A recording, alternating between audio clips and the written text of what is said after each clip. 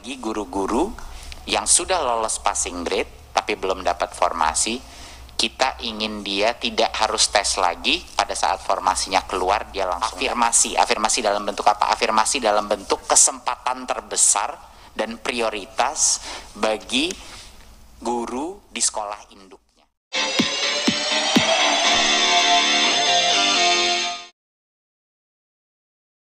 Selamat tahun baru 2022.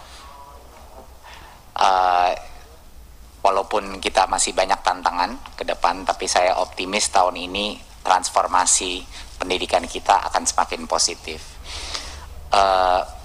Untuk topik pertama, ini akan detailnya dibahas oleh mengenai guru honorer dan seleksi P3K akan dibahas oleh Dirjen GTK Mas Iwan, tetapi sebelum itu mungkin saya memulai sedikit sebagai intronya. Saya rasa masyarakat juga harus mengetahui bahwa kita punya undang-undang ASN yang mengunci dua hal dalam rekrutmen P3K ini. Yang pertama, undang-undang ASN itu mengunci bahwa baik dari pihak swasta maupun negeri harus diberikan kesempatan untuk masuk dalam seleksi guru. Jadi itu hal yang dikunci oleh undang-undang. Dan yang kedua adalah pegawai ASN harus bekerja di dalam organisasi pemerintahan. Jadi ini dua hal yang memang dikunci oleh undang-undang ASN. Tetapi saya mengerti bahwa ada dua isu besar. Satu isu yang terbesar adalah beberapa guru yang tentunya yang lolos passing grade tapi tidak ada formasi.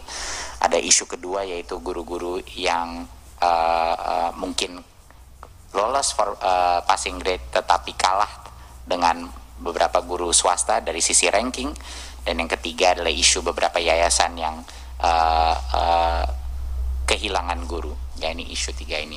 Nah, ini akan dibahas sama Mas Iwan, tapi sangat penting untuk masyarakat mengetahui bahwa Kemdikbud mengambil posisi yang sangat jelas di sini. Walaupun ini bukan keputusannya Kemdikbudristek, bahwa ini adalah keputusan Panselnas, di mana ada beberapa pihak, posisi Kemendikbudristek, kami ada di sisinya guru honorer. Artinya apa? Kami mengambil posisi dan berjuang di Panselnas untuk bagi guru-guru yang sudah lolos passing grade tapi belum dapat formasi, kita ingin dia tidak harus tes lagi, pada saat formasinya keluar dia langsung dapat. Itu adalah posisi Kemendikbud. Satu, pertama.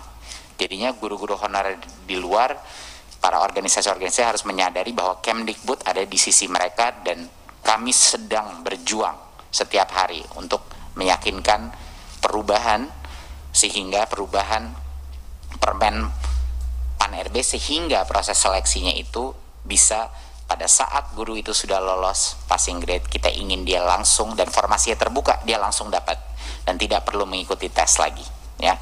Itu yang pertama. Kita mengambil posisi yang sangat jelas untuk membela hak guru yang sudah lolos passing grade tetapi belum dapat formasi.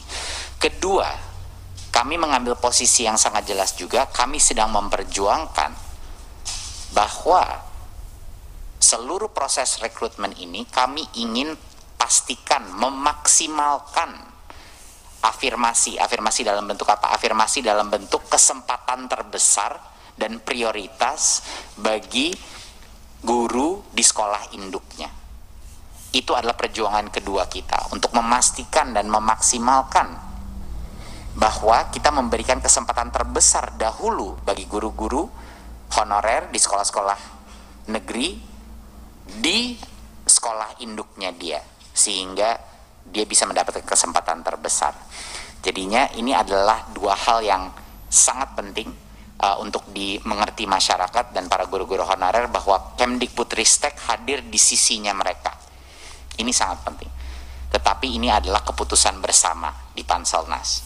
Jadi mohon dukung kami dalam perjuangan ini dan insya Allah kita akan mendapatkan terobosan, tapi kami akan terus berjuang.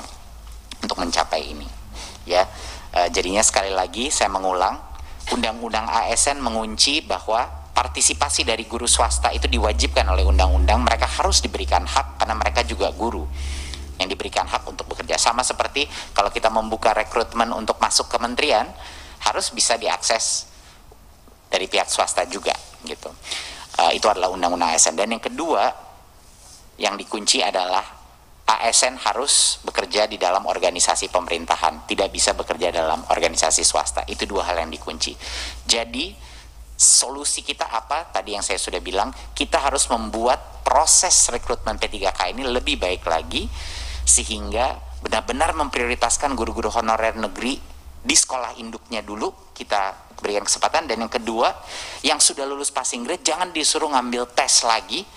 Pada saat formasinya tiba-tiba keluar, dia harusnya diamankan formasi itu untuk mereka. Ya, itu adalah posisi Kemendikbudristek.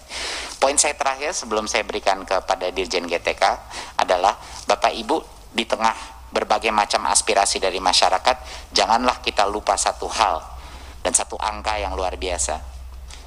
Hampir 300.000 guru di tahun 2021, guru honorer yang tadinya pendapatannya 400.000 sebulan, 500.000 sebulan, yang sengsara dengan gaji begitu kecil, sekarang telah menjadi P3K.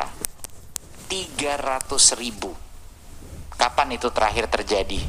Mungkin saya tidak, Bapak Ibu mungkin yang bisa lebih ingat kapan itu terjadi. 300.000 guru sekarang kesejahteraannya terjamin, yang tadinya tidak. Jadi itu menurut saya suatu yang patut juga dirayakan, walaupun proses seleksi ini masih tidak sempurna, dan kita terus akan perjuangkan hak-hak guru induk, guru honorer, tetapi angka 300.000 ini tidak kecil, dan ini akan merubah kehidupan dan kesejahteraan mereka selama-lamanya.